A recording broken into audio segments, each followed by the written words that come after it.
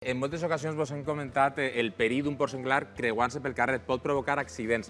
Més perills de convivència d'estos animalets salvatges es trobem, per exemple, a Polinyà.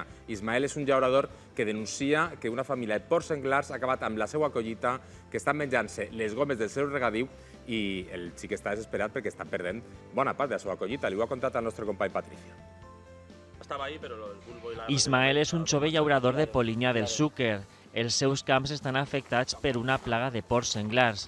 Dia sí i dia també, estos animals entren a les seues parcel·les provocant danys, especialment en les gomes de regadiu. Cada vez hay más, una superpoblación de jabalís y entonces nos afectan a los cultivos en todos los sentidos. Se comen los frutos, destrozan las gomas de goteo.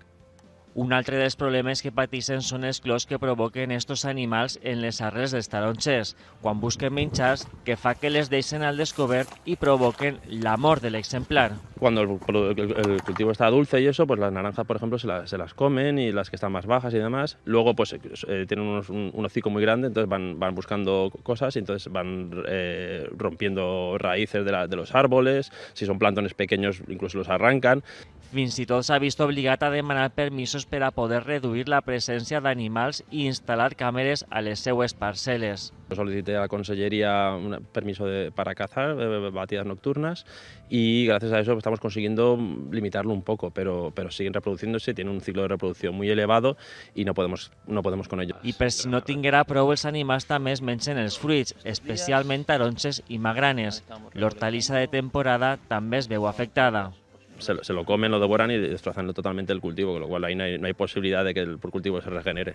Tot i que és un animal nocturn, els llauradors tenen por que els ataquen i fins i tot algun ha perdut la vida. Sí, ha habido compañeros que desgraciadamente se han encontrado con algún animal y sus heridas pues, le causaron la muerte.